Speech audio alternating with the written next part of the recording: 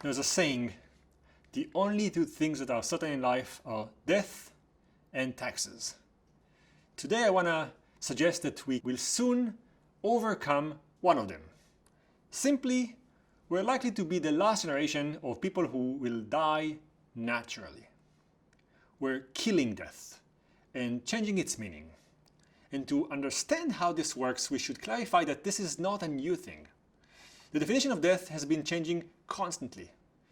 200 years ago, people thought you're dead when you stopped breathing. Now we know this is not true.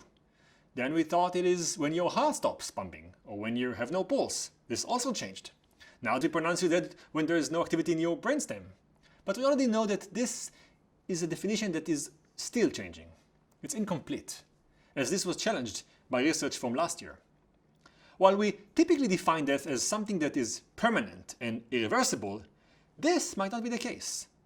When I was a kid, there was a film I liked, Princess Bride, where the hero dies. And then we learned that he is not really dead, he is mostly dead. And as they say in the movie, mostly dead is slightly alive.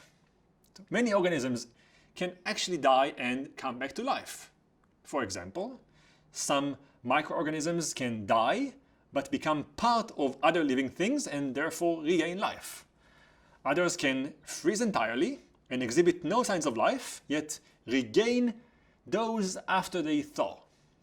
Even humans who die confuse these definitions. If you remember that, for example, dead people can still grow fingernails, fight infections, or have blood circulation, whereas contrary to that, living people have dead parts in them.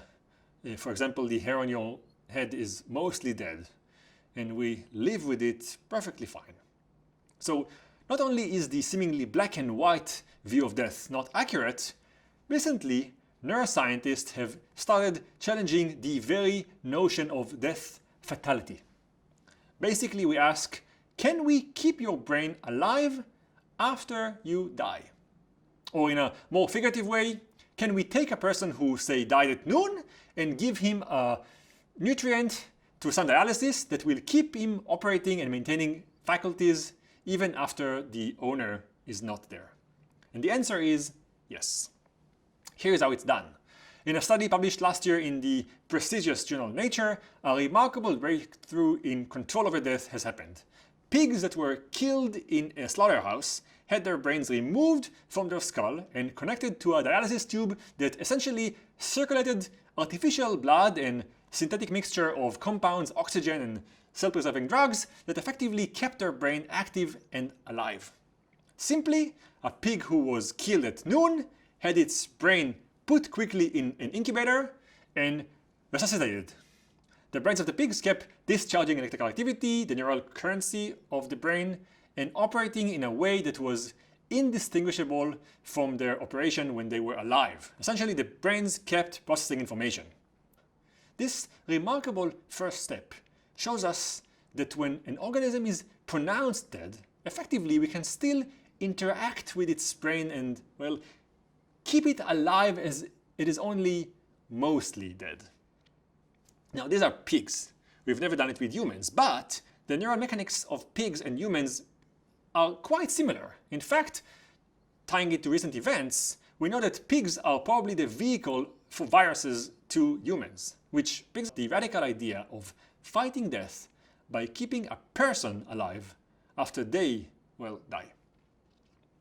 This means we theoretically can keep your dead brain in an aquarium and keep interacting with you permanently. Now, while this was not done, it opens up a world of narratives that we can consider already. Imagine a person dying at noon, but have their brain kept alive. The things it affords us are limitless. Maybe their family can come and at least say their farewell. Maybe we could ask a person who died questions that help us shed light on the things they may not have said before. Imagine how the legal world will change when you can sort of figure out the inheritance after someone died. Or how detective stories would look like if you can just ask the person who was murdered, who did it? A Sherlock Holmes novel would be 2 pages. There was a murder, bring Sherlock Holmes comes, ask that person who killed you. The guy said it was the butler, game over. Now, this doesn't just solve a hypothetical problem. It changes some notions of what we think of as a terminal thing about death. Let me tell you a story that will help understand that. A few years ago, before I became a neuroscientist, I was a hacker. One of the projects I was working on tested the security system of an Israeli registrar, a database that has records of every person in the country. The database had fields like your name, your date of birth, your address, etc. It also had a field that indicated that you're alive, 1, or dead, 0. So when my team was able to hack into the system, they wanted to change one person's record to demonstrate that, and they chose me. They changed my record from alive to dead, and then changed it back. Easy, right? Not at all. As it turns out, the government database feeds into hundreds of other systems, and since no one thought that people would come back to life after they died, essentially other than Jesus and Elvis, we don't have a lot of individuals who had that experience, the system never re-updated after I died. So after 5-minute stunt for my colleagues, I was declared dead for a few weeks until a judge ruled in a case that created a new birth certificate for me. So now there's one dead Moran somewhere in Israel and the duplicate living among us. But the interesting thing here is that for the months until I was revived, many automatic systems actually regarded me as dead. All my parking tickets were cancelled, tombstone companies started mailing offers to my family, condolences letters and flowers were sent to automatically by companies. The point was that I got to experience something that is very rare, how the world reacts to my death. A lot of people say that they'd love to see their funeral, some even leave notes for their afterlife, like these funny tombstones: great father, great husband, terrible electrician, or God, Samuel is with you now, pay attention to your wallet, God. But few of us really get to be there, conscious, after the moment of our demise.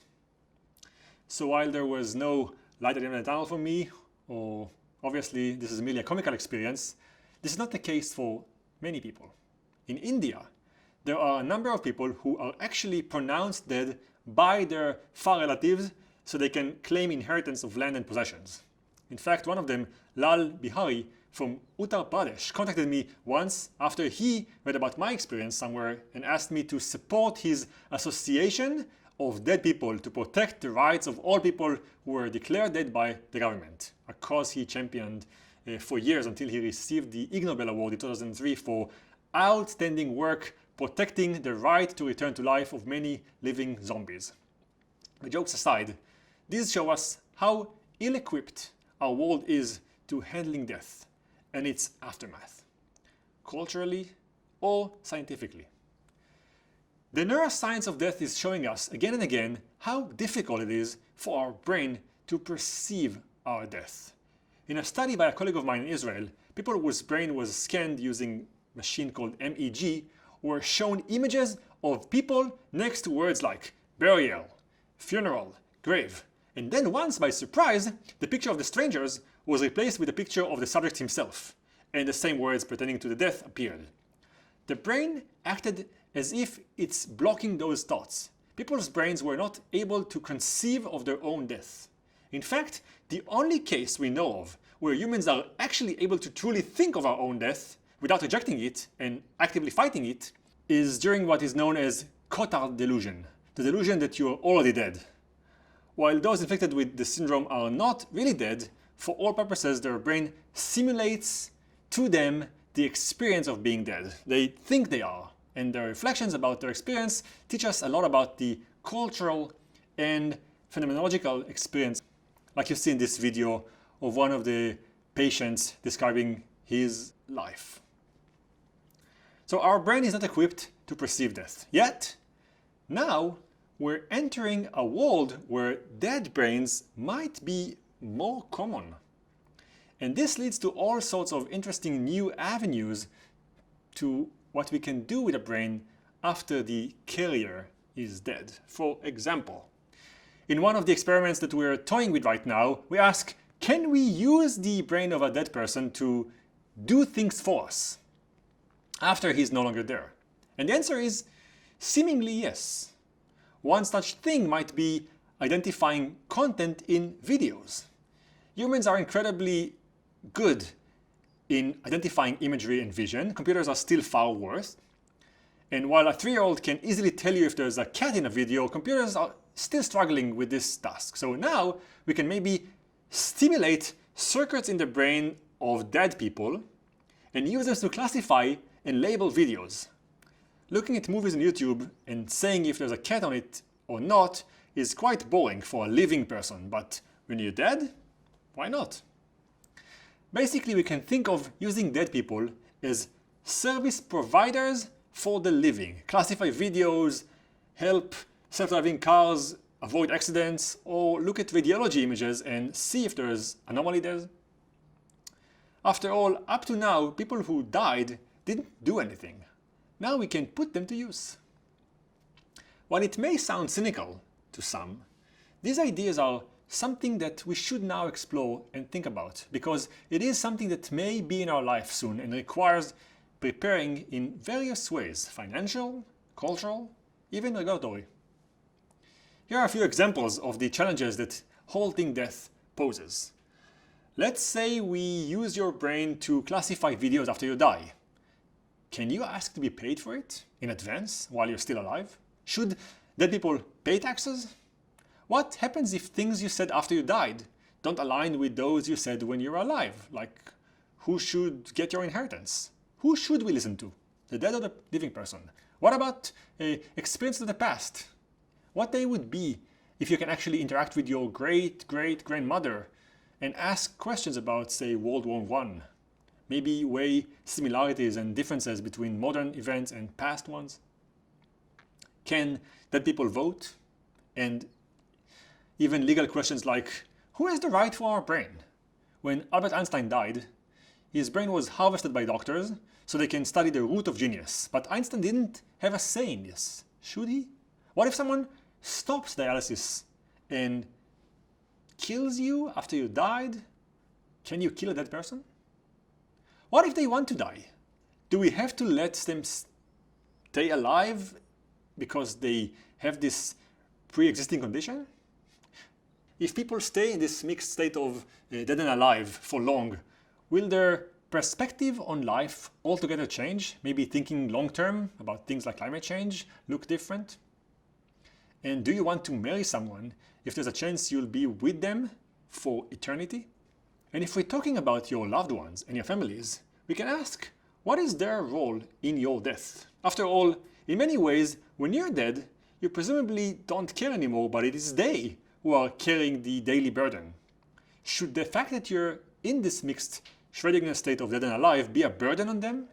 Right now, digital graveyards, the footprints we leave after you die, may cause sorrow to your surviving family when your Facebook account, for example, sends an annual reminder to your family about your time together, not knowing that you're no longer there, because no one has the password to freeze your account. Digital graveyards that continuously hunt the living with memories are a constant reminder of the difficulty we still have coping with death. Many of us are afraid of death, of its permanence, uncertainty. Religions offer solutions to the afterlife as a way to rectify the fear. Philosophers offer ways to make meaning of the blink of an eye that is our existence here, in the hopes to maximize the time we have. Some cling to stories about near-death experiences, or hide the existence of death by telling stories of the dog who went to the farm far away. And some of the more nihilist views choose to ignore the inevitable. Be it as it may, all of us at some point are confronted with the notion of our demise.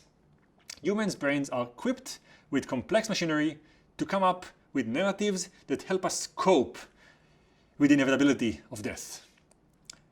And the reason I wanted to talk to you about this is it is time to think about our lives and our death while we still have control over them, because this might not be the case soon.